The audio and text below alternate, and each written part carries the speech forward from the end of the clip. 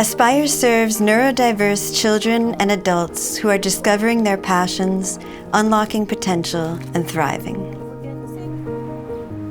Our vision at Aspire is that communities are stronger when people realize their passions, potential, and power.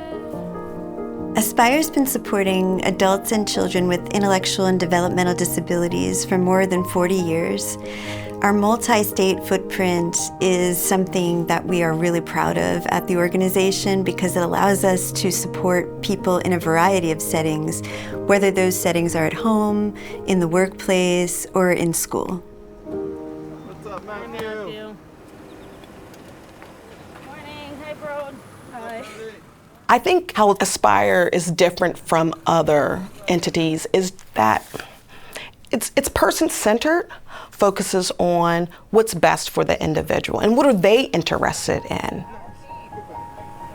Jaden, only a couple more days. Jaden, hi, Jack. Person-centeredness is about letting go of assumptions around what's best for other people and asking them what success and happiness looks like for them, and then supporting them in making those dreams come true. It's not a cookie-cutter approach. It really is about getting to know who this person is, what really makes them tick, what they see themselves doing in their lives. I think for a lot of the people we serve, they think that there's limits on the things that they're able to do. And our job is to really find other ways to have them still meet their goals and kind of bypass some of the limits that either they've put on themselves or other people or society has put on them. We believe at Aspire that there is no one picture of what success looks like for a child or adult that we support. We know that there's not one size that fits all in terms of the services we offer. One of my favorite things about the work that goes on at Aspire is that it goes on throughout the life cycle of supported individuals, from the classroom to transition supports, to residential supports and clinical supports, to helping people find jobs through our employment supports and day program offerings. There really is something for everyone in any setting, and those supports might change throughout their life, of course, just like supports do for any of us. We support students ages 5 all the way to age 22 through our transition program, which is ages 18 to 22. Aspire's unique because we service kids both behaviorally and academically. A lot of time, small special education schools will specialize in one area or the other. We have a very cross-curricular approach. If you're going to the Southwest region, right? And we talked about before, the Northeast region, that needs to be capitalized. We are going to be continuing our conversation drivers. What are some things on how we join a conversation? Yes. Saying excuse me and not interrupting by saying sorry for interrupting you. Yeah, and how do we talk? How do we know we want to talk to someone? What do we use? Our mouths or talkers. Our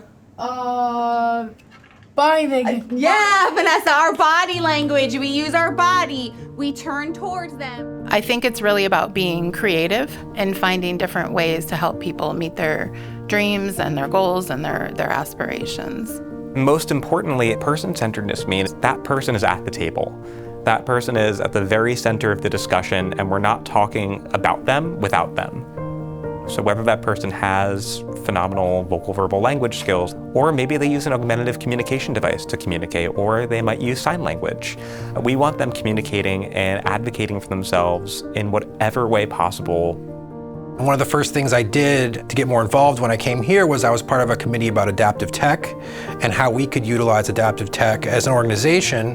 There's so much untapped potential out there, and it takes some initiative to look into it and find what works for people. It really is all about increasing accessibility and increasing independence. To be really truly person-centered, that person has to be able to engage in their environment and their communities as independently as possible, in whatever way that means for them.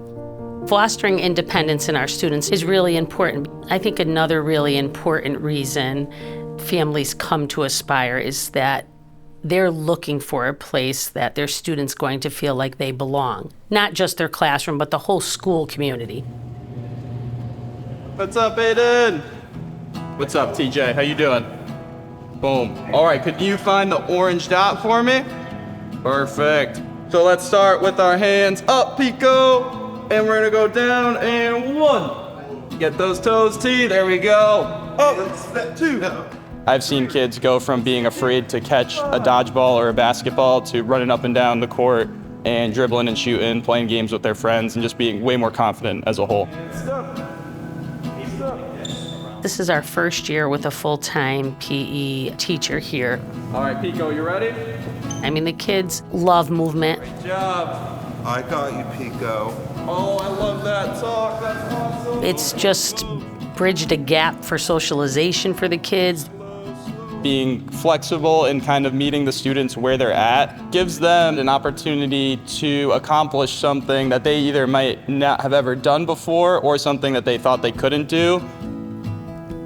And by giving them an environment where they feel safe to challenge themselves is very important. Boom, one more high five. Go, great work, TJ, great job. Double, boom. Just like our needs, yours, mine, any of our needs might change over time, the people that Aspire supports, their needs also change over time. The Bee's Nest dessert bar is part of our transition program, part of our vocational skills curriculum. Most people usually like those things. Like the other stuff's kind of new though, so I'm not sure how well these are gonna sell. And so it's a real life experience for our kids to run a business from start to finish, and then ultimately selling to the staff. Excuse the interruption, all staff. The dessert bar is open. Please come down and grab dessert bar from the transition program. Thank you. A chocolate frosted with sprinkles, please. Thank you.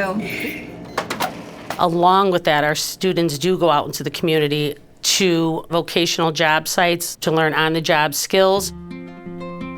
Amrita is an off-site job site for us. And we've been there for a couple of months. One of our students was even able to secure a paying job. The whole inspiration behind the company was when my son was diagnosed at 3 years old with autism. I think there are so many kids like my son who are just sitting at home, right? Not doing something, and it's such a detriment to the kid, the family, society. We're really looking at a lot of different options for our students because some of our students have different skill sets. So we're looking to find things that they feel are important to them, and then moving forward, after they graduate from the program, they'll be able to do it independently. I like jobs without customers because it's a lot easier. I don't really have to use my words much. From my seat as a transition coordinator, where I'm meeting people is when they are aging into adult services, then they get this really grand, wonderful thing of freedom of choice and being able to make their own decisions and build their own schedules. So it's a cool life cycle to see. I think a great day in community-based services starts with a fresh face on a DSP, somebody who's positive and brings energy to the table. Morning, ladies. Today, we're going to decorate this wooden one, all right? We have day programming where individuals will come into, sometimes they come into our center, where we'll provide different activities for them. Okay, you do that side, I'm gonna do this side, okay? Okay. Then we'll do it together. We'll do it together. Doesn't have to be perfect, okay? Okay. It's looking good. Yeah, it's looking really good. We like to add a lot of glitter to any of our activities because we like for it to stand out and just add like our own little essence to it to just create our crafts and the ladies enjoy it. Okay, so we'll leave you with that part right there. Yeah. Another part of the day program is we also have various different outings out in the community that we can do. A lot of times they're looking to make connections with their peers, and it's a really great way to do that in a natural and organic way.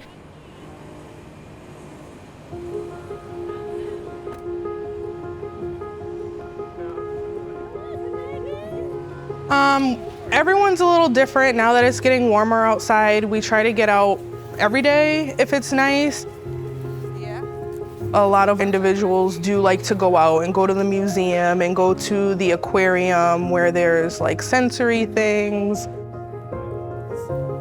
It just makes them feel like a part of, to where they're not excluded because of whatever their situation is. They can get out and feel just like everybody else. We offer an array of residential supports throughout an individual's entire life. Maybe feel how they used to feel them, look. You feel that? The staff are such a key part of holding people throughout transitions, whether those transitions are graduations or end-of-life events. Dignity means a lot when you think about residential services. It's their home that they live in, right? They deserve to have privacy. They deserve to have choices while they live in our communities, and respecting them. We believe that everybody deserves to live in the environment that they would like to live in. So we offer an array of different services for people.